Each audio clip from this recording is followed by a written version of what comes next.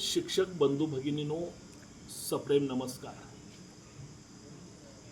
महाराष्ट्रामधल्या सर्व शिक्षक संघटनांनी 9 जुलै रोजी शाळा बंद आंदोलनाचा इशारा राज्य शासनाला दिला. गुरुवारी मुंबईच्या आझाद मैदानावरती भव्य अशी निदर्शनं होत आहेत. राज्यात सध्या पावसाळ्याचे दिवस आहेत आणि म्हणून राज्यभरातील शिक्षकांना मुंबईमध्ये पोहोचणं अडचणीचं होईल ही बाब विचारात घेऊन समन्वय समितीच्या वतीनं प्रत्येक जिल्ह्यामधल्या मुख्यालयाच्या ठिकाणी मोर्चे आणि निदर्शनं आयोजित केलेली आहेत. गेल्या 8-10 महिन्यापासून सातत्याने एका महत्त्वाच्या विषयाकडे आपण केंद्र शासन आणि राज्य शासनाचं लक्ष वेधतो आहे. दिनांक 1 सप्टेंबर 2025 रोजी सुप्रीम कोर्टानं जो निवाडा दिला त्या निवाड्यामुळं या राज्यामधल्या नाही तर संबंध देशामधल्या शिक्षकांचं भवितव्य टांगणीला लागलंय. 1990-92 पासून सेवेमध्ये कार्यरत असणारे म्हणजे ज्यांच्या सेवा 30-35 वर्षापर्यंत पूर्ण झालेली आहेत अशाही शिक्षकांना पुन्हा टीईटी सक्तीची करण्याचा निर्णय झाला. त्याच्या विरोधामध्ये काही पुनर्विचार याचिका दाखल झाल्या. सुप्रीम कोर्टानं थोडीची दुरुस्ती करून 31 ऑगस्ट 2028 ही टीईटी उत्तीर्ण होण्याच्यासाठी दिलेली मुदतवाढ आहे. पण एका बाजूला जर बघितलं, एखादा निष्णात वैद्यक असला त्याच्या सेवेवरती त्या भागामधल्या लोकांचं समाधान होत असेल तर त्याच्या व्यवसायामध्ये बरकत येते आणि ते हॉस्पिटल चांगल्या पद्धतीनं वाढीला लागतं. निष्णात वैद्यक म्हणून ज्या वेळेला तो लौकिक मिळवतो अशा वैद्यकाला जर पुन्हा एकदा नव्यानं 12वीची परीक्षा आणि नीटच्या निवड चाचणीमधनं जावी अशा पद्धतीचं फरमान जर निघालं तर त्याला काय म्हणावं लागेल? मला असं वाटतं की त्याच्यापेक्षा वेगळं इथं काही घडलेलं नाही.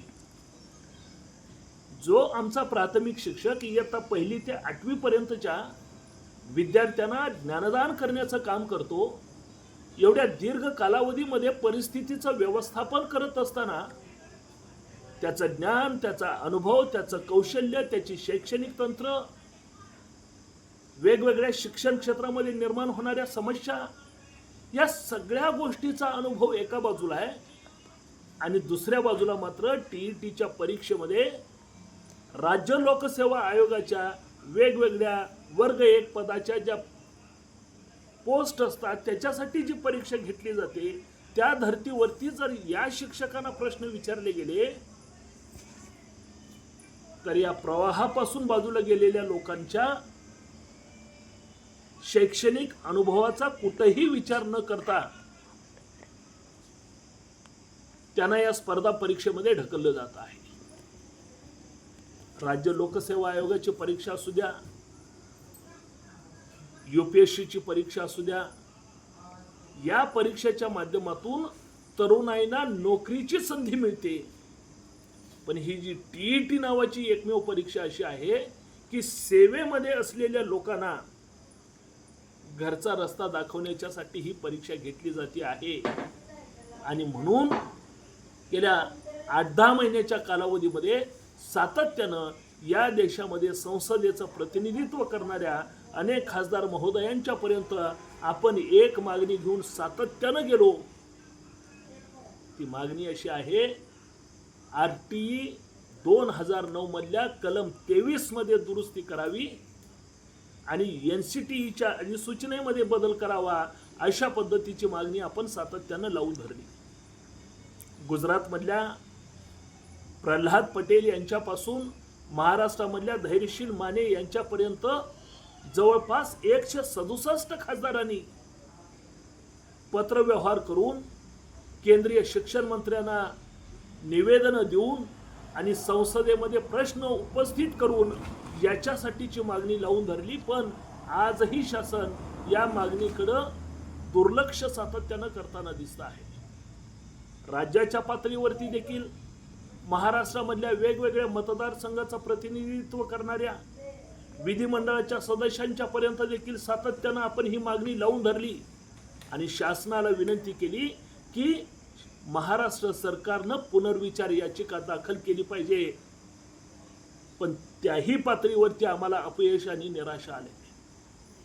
आणि म्हणून एका बाजूला फेब्रुवारी मार्च महिन्यापासून थोडीशी उसंत फुरसत मिळाल्याच्या नंतर शिक्षकांनी मिळेल तेवढा वेळ या टीईटी परीक्षेच्या तयारीच्या साठी म्हणून दिला.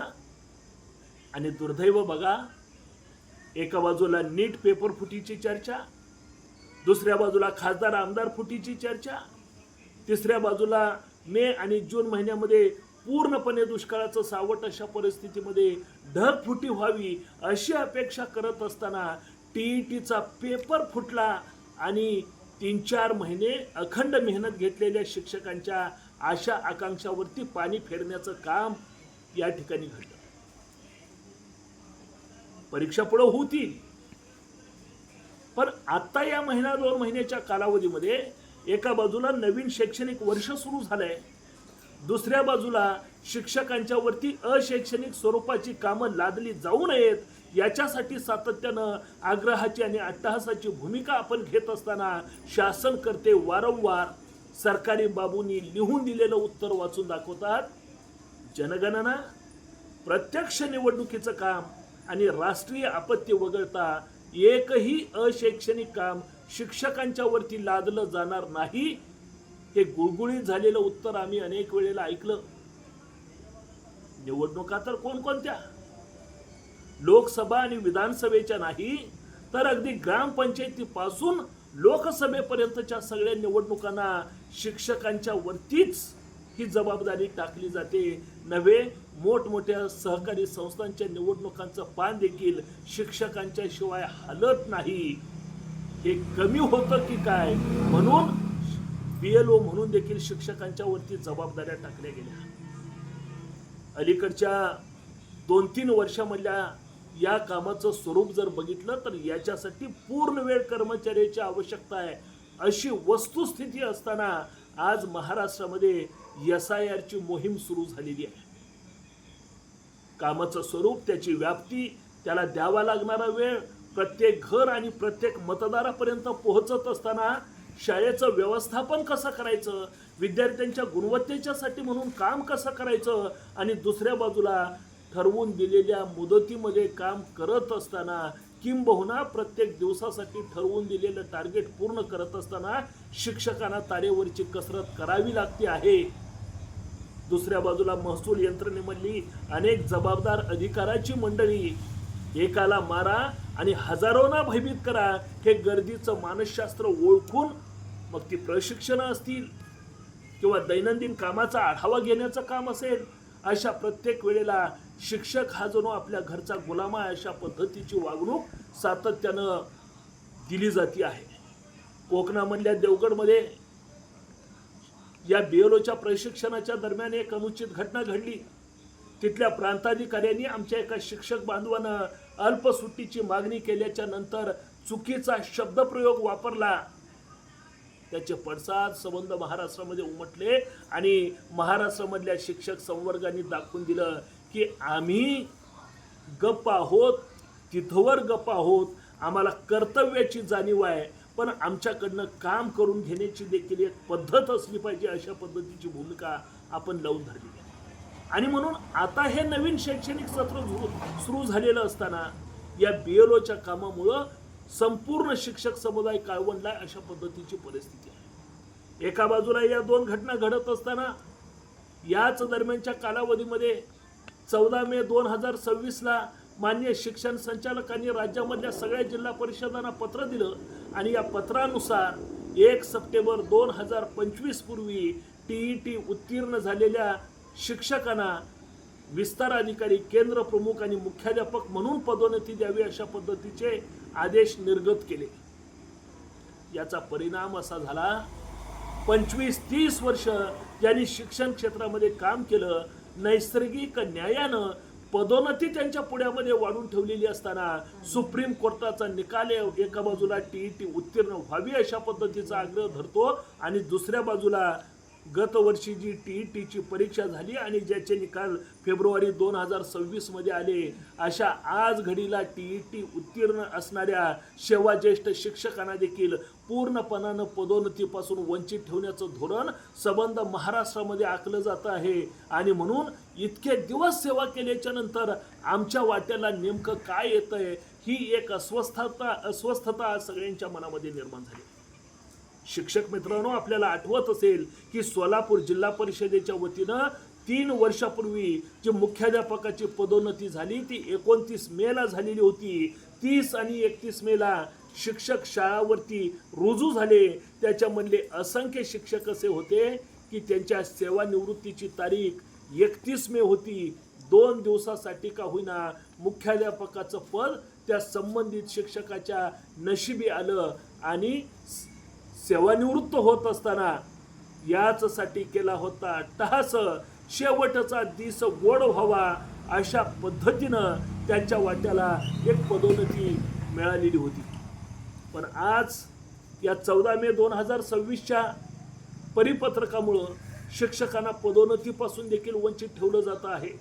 आणि म्हणून या सगळ्या गोष्टीचा राग, चीड, संताप शिक्षकांच्या मनामध्ये ठासून भरलाय. आणि म्हणून चांद्यापासून बांद्यापर्यंतचा शिक्षक उद्या महाराष्ट्रामध्ये रस्त्यावरती उतरतो आहे आणि शासनकर्त्यांनी या सगळ्या मागण्यांची दखल घेतली जावी अशा पद्धतीचा अर्थ घेऊन हे आंदोलन आपण उभं केलेलं आहे. विद्यार्थ्यांना शिकू द्या आणि शिक्षकांना शिकू द्या अशा पद्धतीची भूमिका घेऊन सातत्यानं समाजाचं जागरण करण्याची एका बाजूला आमची भूमिका आहे. शिक्षकांच्या वरती अशैक्षणिक स्वरूपाची कामं किती लादली जावीत, त्यांच्यावरती ऑनलाईन कामाचा भडीमार किती पद्धतीनं केला जावा, या सगळ्या गोष्टीचा एकंदरीत परिणाम महाराष्ट्रामधल्या शैक्षणिक गुणवत्तेपुढं भलं मोठं प्रश्नचिन्ह निर्माण होण्यामध्ये देखील होतो आहे. एका बाजूला शाळा आहे पण शिक्षक नाही अशा पद्धतीची स्थिती होती आणि आता तर अशी परिस्थिती तयार झालेली आहे, शिक्षक आहे पण शिक्षण नाही.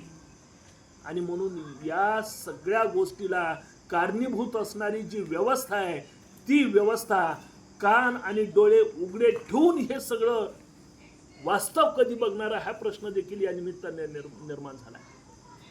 आपण असं म्हणतो झोपी गेलेल्या माणसाला जाग करणं सोपं असतं, पण झोपेचं सोंग घेतलेल्या माणसाला जाग करणं अवघड आहे. आणि मला असं वाटतं की शासनकर्ते आणि व्यवस्था हे सगळं उघड्या डोळ्यानं दिसत असताना देखील याच्याकडे दुर्लक्ष करण्याची भूमिका घेतली आहे. आणि म्हणून या व्यवस्थेला जाग करण्याच्यासाठी उद्याचं आंदोलन या ठिकाणी आपण पुकारलेलं आहे. पाठीमागच्या 2 वर्षाच्या कालावधीमध्ये 15 मार्च 2024चा संच मान्यतेच्या अनुषंगानं असलेला शासन निर्णय दुरुस्त करावा आणि मूळची संच मान्यतेचे निकष कायम ठेवावेत याच्यासाठी देखील आपण सातत्यानं पाठपुरावा करत राहिलो.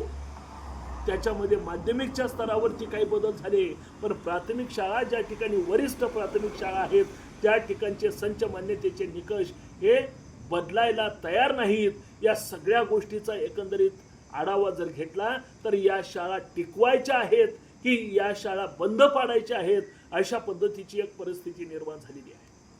आणि म्हणून अनेक वेळेला मी हे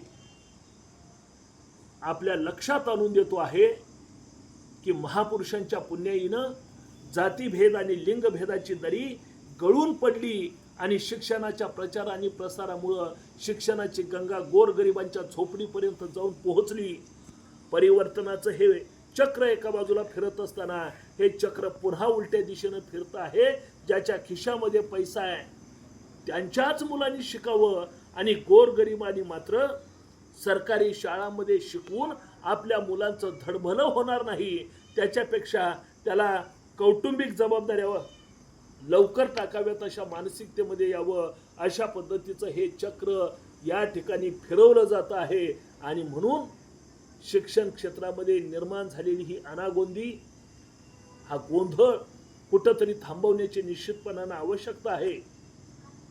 एका बाजूला अमेरिकेसारख्या देशामध्ये नेबर स्कूलची संकल्पना सांगितली जाते. आपल्याकडं देखील कोठारी आयोगामध्ये आणि JP नाईक यांच्यासारख्या शिक्षण तज्ञांनी परिसर शाळेचा आग्रह धरला.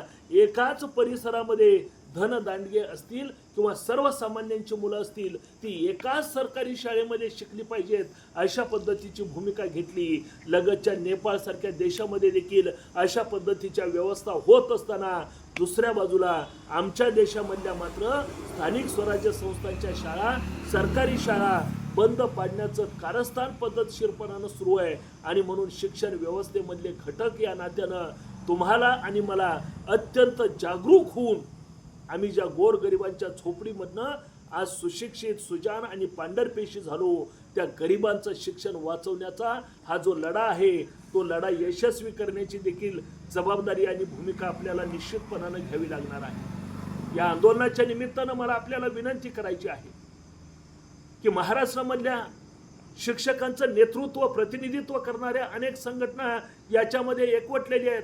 काही संघटना याच्यामध्ये नसतीलही.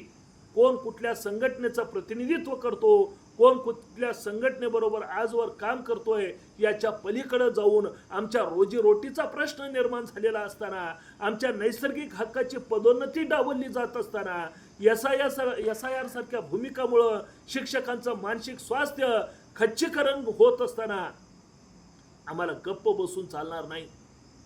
एक दिवसाची सामूहिक स्वरूपाची रजा काढून हे आंदोलन आम्हाला यशस्वी करायचं आहे. दुसऱ्या बाजूला शिक्षण संचालक महोदयांनी कारवाईचा बडगा उचलला जाईल अशा पद्धतीचं पत्र जरी काढलं असलं तरी आम्ही कुठला गुन्हा आणि अपराध करत नाही आहोत.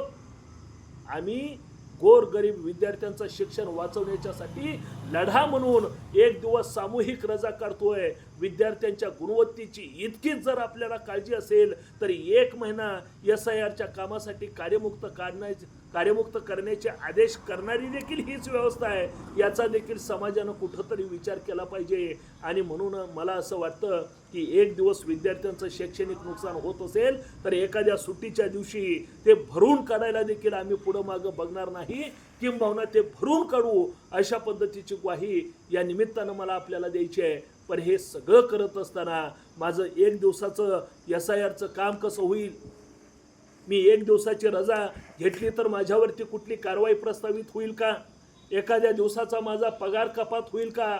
असा कुठलाही विचार मनामध्ये न आणता उद्याच्या दिवशी आपल्याला ठरवून दिलेल्या सोलापूरच्या 4 हुतात्मा चौकामध्ये दुपारी 12-12:30च्या दरम्यान एकत्र येऊन जिल्हाधिकारी कार्यालयापर्यंत अत्यंत शिस्तीनं मोर्चा घेऊन जायचा आहे. आणि त्याच्यासाठी आपण सगळ्यांनी एकत्र आलं पाहिजे अशा पद्धतीची विनंती या निमित्तानं करायची आहे. ही करत असताना आपण ठरवून दिलेल्या वेळेमध्ये सोलापूरमध्ये एकत्र या. पावसाळ्याचे दिवस आहेत, सोबत आपल्या छत्री असू द्या. आणि अशा सामूहिक ठिकाणी, गर्दीच्या ठिकाणी ज्या वेळेला आपण एकत्र येतो त्यावेळेला अनेक दिवसानंतर एखादा मित्र भेटल्यानंतर चला कुठंतरी फिरून येऊ, चला थोडंसं चहा पाणी करू अशा पद्धतीनं ते ठिकाण कुठंही न सोडता 1 वाजल्यापासून 4 वाजेपर्यंत ज्या कारणासाठी आपण सोलापूरमध्ये आलो, ज्या कारणासाठी आपण सामूहिक रजा घेतली आणि आंदोलनामध्ये उतरलो, त्याच्यासाठी पूर्ण वेळ देण्याची भूमिका आपण घेतली पाहिजे. कुठंही इकडं तिकडं न जाता पूर्ण वेळ आंदोलनस्थळी आपण थांबायचं आहे. वेळ पडली, पाऊस आला तरी देखील आपलं आंदोलन हे आपल्या मनामधल्या अस्वस्थतेला वाट करून देणारं आंदोलन असल्या कारणामुळं त्याच्यामध्ये बाधा न येऊ देता हे आंदोलन आपल्याला यशस्वी करायचं आहे. आणि म्हणून माझी आपल्याला पुन्हा एकदा हात जोडून विनंती आहे की गेल्या अनेक दिवसापासून आपण जो हा लढा करतो आहोत आणि महाराष्ट्र सरकारला देखील सातत्यानं विनंती करतोय की लगतच्या दक्षिण भारतामधल्या काही राज्यांनी स्थानिक पातळीवरती सेवेमध्ये असणाऱ्या शिक्षकांच्यासाठी वेगळी TET परीक्षा आणण्याच्या पद्धतीची धोरणं आखलेली आहेत. आपल्याला देखील महाराष्ट्रामध्ये आम्ही जे शैक्षणिक काम आजवर केलं, आमचा जो या क्षेत्रामधला अनुभव आहे, आम्ही ज्या विद्यार्थ्यांना 1ली ते 8वीचा अभ्यासक्रम शिकवतो आणि त्याच्यासाठी आवश्यक असणाऱ्या अनुभवाची शिदोरी आमच्याकडे आहे, ही सगळी विचारात घेऊन टीईटीच्या साठी वेगळ्या पद्धतीची परीक्षा सेवेमधल्या लोकांना कशी घेता येईल याच्या बाबतीमध्ये शासन स्तरावरती देखील आज निश्चितपणानं सकारात्मक चर्चा सुरू झालेली आहे. आणि म्हणून शिक्षक बांधवांना माझी विनंती आहे की आता आपण हा लढा जो पुकारलेला आहे तो अभूतपूर्व यशस्वी करणं आणि शासनाला आपल्या मागणीकडं लक्ष वेधायला भाग पाडणं नव्हे, लक्ष वेधण्याच्या ऐवजी आपल्या समस्येचं सोल्युशन काढण्याच्यासाठी म्हणून बाध्य करणं हे अत्यंत आवश्यक आहे. पदोन्नतीच्या बद्दलची दुरुस्ती होण्याची आवश्यकता आहे.